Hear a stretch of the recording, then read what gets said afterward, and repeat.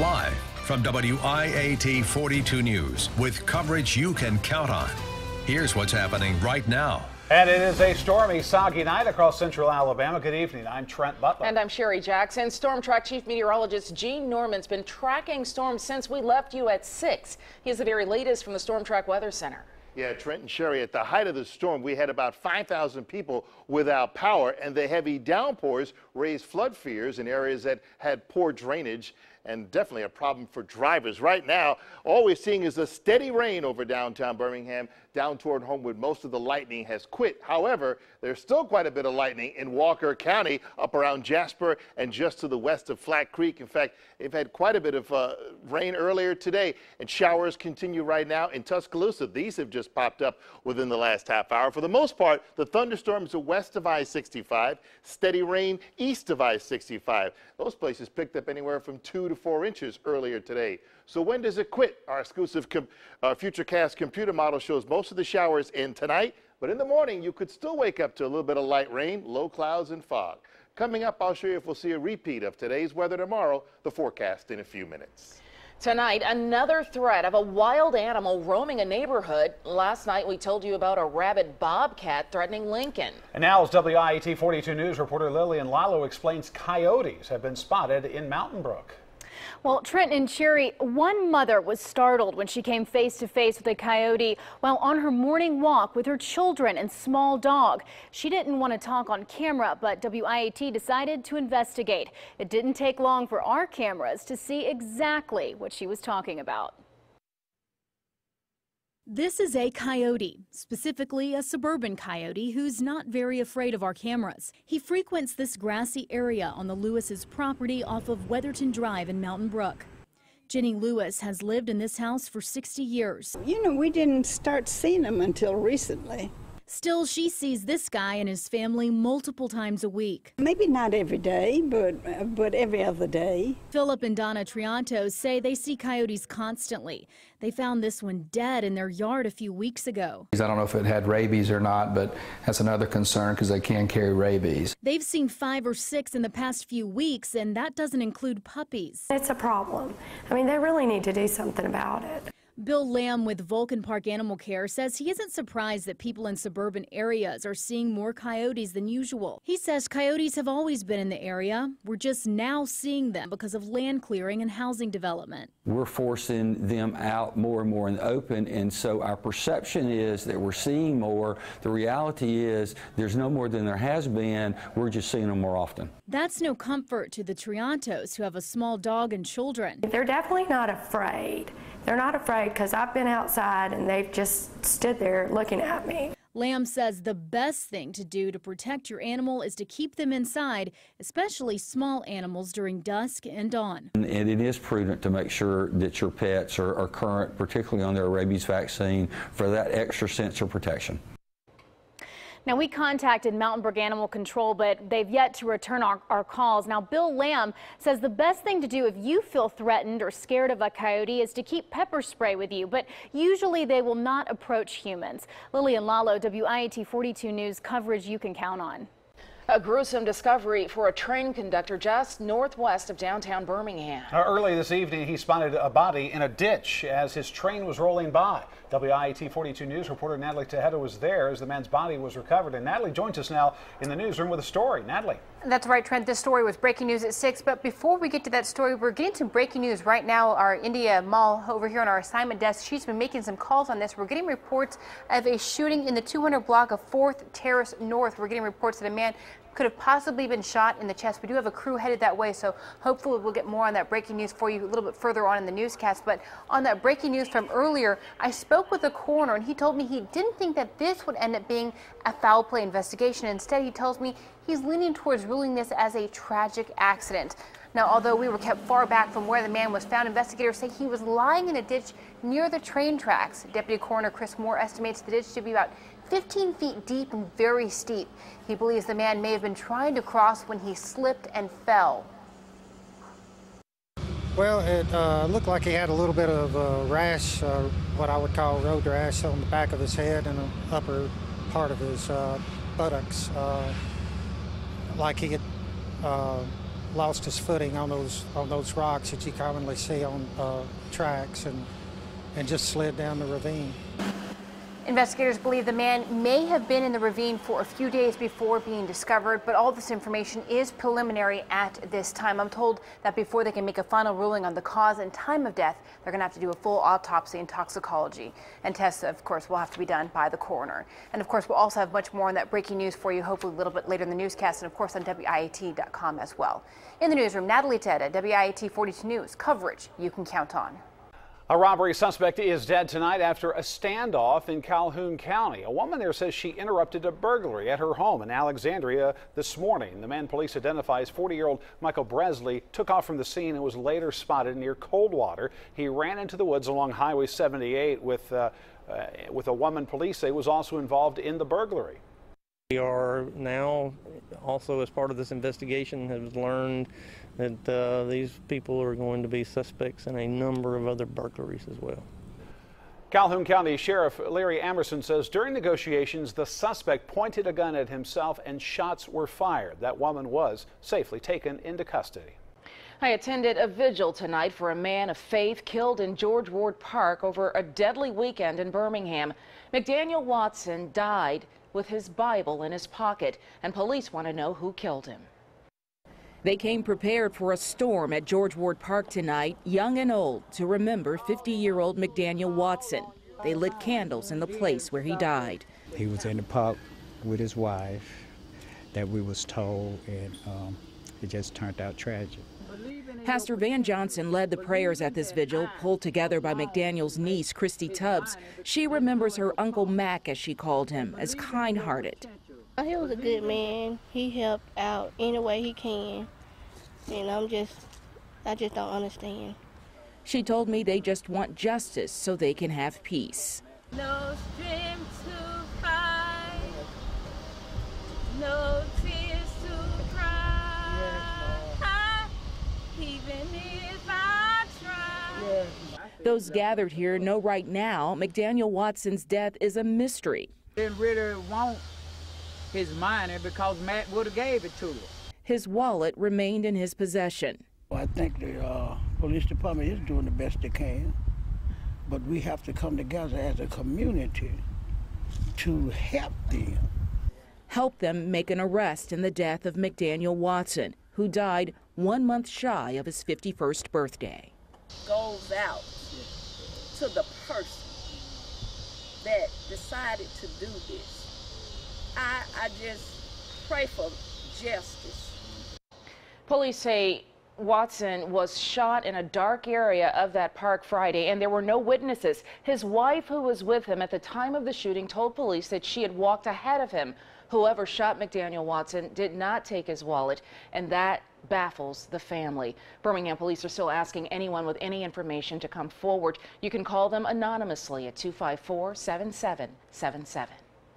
An elderly woman who was found dead in her Avondale apartment on Sunday knew her attacker. That is the latest word tonight from police.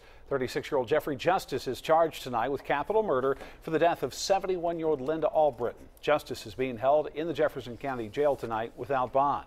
Police say Justice broke into Albritton's Avondale apartment and stabbed her to death. Then they say he stole her car. According to investigators, when officers tracked him down, he had Albritton's car keys on him. A Tuscaloosa woman convicted of murdering her ex-husband is hoping to get a new trial. Tracy Grissom has been sentenced to 25 years in prison for killing Hunter Grissom in cold blood. But her closest supporters think the sentence is unfair. Lauren Richards says long before the shooting, she noticed bruises on Tracy Grissom's body and took pictures. I said, Tracy, you may have terrible luck, but nobody is so unlucky that they trip, fell down the stairs, and hit their face on a baseball in your eye socket. So don't give me a lame excuse. You don't have to give me any excuse, but let's take a picture. Grissom's attorneys say they are looking at their client's numerous medical issues for a reason for her to be allowed out on bond. The family of a child who died in an accident at the Birmingham Shuttlesworth International Airport says they forgive those responsible for his death. 10-year-old Luke Brissett was killed in March of last year when a flight information display board collapsed on top of him. His parents, Ryan and Heather Pressett, along with her 4 other children, were in Birmingham today for a settlement hearing. Ryan Pressett tells WIAT 42 News that his family is trying to move forward and also that they are relieved that this chapter is finally closed. Part of the reconciliation process to move forward is forgiveness. And we know the people did not intentionally mean to take Luke from us. And so we wanted to, as part of our healing process, express forgiveness. In a statement released today, Brassfield and Gorey, the primary contractor named in the lawsuit, said it is pleased that the lawsuit is settled. The company also reveals it has been working with the Pressett family throughout the lawsuit investigation, saying, quote, "We have worked together to have an open dialogue about the events leading up to the accident and steps that can be taken in the future to prevent anything like this from happening again." The president calls the beheading of another American journalist barbaric and vows to bring the killers to justice. That story is still ahead here tonight. Plus, the announcement of a KKK event sends shockwaves through one community. And why you may soon be able to take a direct flight from Birmingham to Germany. And see if you'll dodge drenching downpours again tomorrow. The forecast is coming up. Mysterious facts hints at a fall gathering of the Ku Klux Klan in Adamsville. But city leaders and people who live there are trying to figure out tonight why the Klan would choose their town. The fact showed up about a month ago. Mayor Pam Palmer tells us the fact says the new Empire Nights of the Ku Klux Klan will be in Adamsville October 24th through the 26th. There's also a picture of a cross burning with no other information. People in Adamsville are stunned. It was news to me. It's shocking to me that they'd still do such things. I would like to think those days were gone. This day of time burning a cross? I don't know if that's going to be good around here. I hope the city officials and the city council will be able to cut that off before that even take place. Mayor Palmer says they don't know the exact location or even the reason behind the event. And Mayor Palmer says Adamsville will require a permit for that kind of event, but so far no one has applied for one. The group, the New Empire Knights, is on the Southern Poverty Law Center's watch list. SPLC spokesperson Mark Potok tells us that it's a fairly aggressive Klan that was formed last year. This Klan group is one of 27 different named Klan groups in the country. The reality is that the Klan scene today is very much characterized by a lot of different small Klan groups all squabbling with each other, all claiming to be the one true Klan. Potok says the New Empire Knights group is based out of South Carolina. He doesn't rule out they may be looking to start a chapter in Alabama. A video showing the beheading of American Steven Sotloff is authentic, and today President Obama promised that justice will be served after ISIS militants executed the second U.S. journalist in 2 weeks. And those who make the mistake of harming Americans will learn that we will not forget and that our reach is long and that justice will be served. Some lawmakers want President Obama to act now. While the U.S. is already hitting ISIS targets in Iraq, the administration is still working on plans for tackling the group's stronghold in Syria. Vice President Biden says the U.S. will not retreat.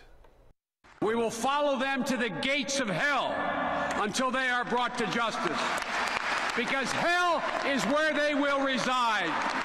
The president is also working on building international support at the NATO summit for possible strikes against ISIS in Syria. On Thursday, he is scheduled to sit down with the leaders of the UK, France, Germany, and Italy. Consumers are worried about the security of Apple's iCloud and other cloud storage systems after hackers stole hundreds of photos of celebrities. Apple is adamant, though, that cyber thieves did not breach its systems, but instead hacked individual accounts. The breach comes as Apple prepares to unveil its latest products next week. Analysts say the tech giant needs to secure its reputation. They're also, pushing their iCloud feature a lot more with the new operating system for the iPhone and the iPad. So it's important that they show that it is really secure. Apple says their customers' privacy and security are, quote, of utmost importance to them. Well, some of you were soaked with a whole lot of rain today and you had to drive through high water. Yeah, to see if more storms are in the forecast, let's check in with Storm Track Chief Meteorologist Jim Norman. It's very likely that we'll see scenes that repeat what we saw earlier today. Pinpointing exactly where the storms are going to be tomorrow, that's kind of tough, but be aware that you may run into what some folks ran into. Our own James Adams sent in this video as he was trying to make his way on 280 just near Valley. Look at how heavy that rain was coming down. And imagine driving through that at night. That's the kind of rain we saw in parts of town, Hueytown, Bessemer earlier this evening, along with the reports of the power outages. This is what that same storm looked like from our vantage point atop Red Mountain. We're looking off to the south toward the summit, and in just a second you'll see a lightning bolt off on the left-hand side of your screen. Yep, this is a kind of an ominous-looking cloud, and then there were quite a few rumbles of thunder and flashes of lightning. Again, this is just before 7 o'clock. So how do things shape up overnight? Well, what we're tracking is, I think the rain that we're seeing right now should last till about midnight before tapering off. We are expecting another round of storms to arrive on Thursday, and then I'm tracking a cool front that will arrive over the weekend. It'll give us a better chance for storms on Saturday, more widespread. And then if the front passes to the south like it's supposed to, we may see an end to this pattern.